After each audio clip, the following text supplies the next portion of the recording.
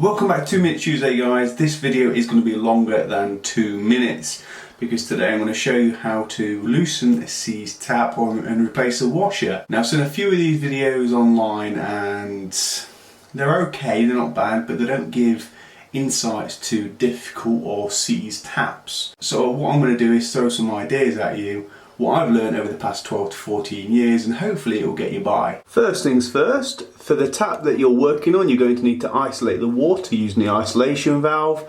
If there's not one there, you're going to look for a stopcock under the sink and isolate that. The next thing you're going to want to do is turn the tap on to make sure that you've isolated the right tap and no water comes out. The next very important thing you're going to do is put the plug in case you drop anything in the sink. If you are new to DIY or you're not very handy, I would recommend putting a towel in the sink just in case you drop any tools and you don't want to crack the sink doing this.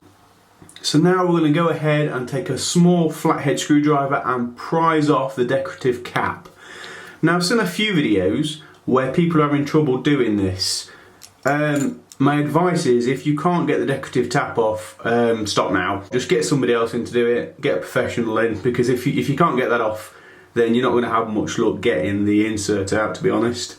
Then, using a crosshead screwdriver, you want to undo the securing screw like so. Taking care not to drop it, keep that safe. Then just literally twiddle off the cap, like that, and like this. Take off all your parts, like so. Now, this is where it gets tricky. What I would recommend using on this, that's leaking, what I would recommend using on this is a ring spanner. Normally a 17 or a 19 does the job. And I'm just going to show you that now, and I'll give you a few other options as well. Okay, so what we're first going to try is get a 17mm or 19mm, depending on what your tap size is, ring spanner on the end of there like so. Now what you can do, so first option, is to pull against while you twist to unscrew the fitting, which that's already came loose. So that's not been too bad. Now, if that doesn't work, what I would recommend is you're going to need something on the end of here, okay, to hold the weight. And plumbers and professional handymen tend to, well, I picked it up from my mentor, is get an old toilet roll like so, cut it in half, split it, tear it, wrap it around there like so, and secure it in place with some tape. Right, just electrical tape, don't really matter, whatever you got in your tool bag, that's perfectly fine. Sellotape, whatever. And then you can either use a box spanner to go on the end of there and hold it in place like so, and you've got more leverage. Or you can use either a plastic pipe, PVC pipe, 32mm, 40mm, waste pipe.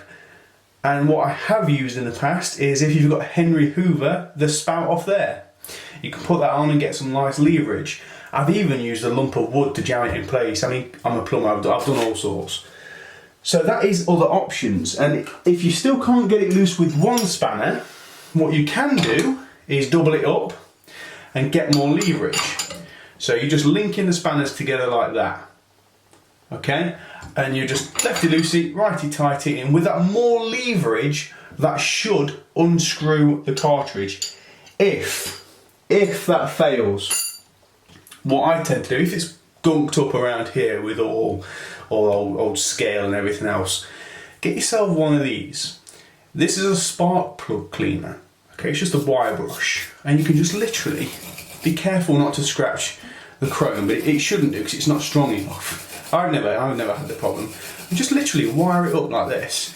Don't use wire wool. I've seen a few videos using wire wool. That's terrible. It can get into the water, into the fitting, jam the water shut, and your water brown. Just use one of these, okay, just to clean it up like this. And then, with a small, either pen ball hammer or whatever, just a small hammer, just tap around the edges, tap it all off, okay?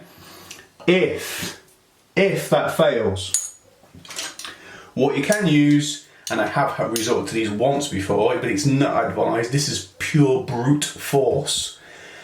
To be honest, the spanners should work. You're getting more leverage.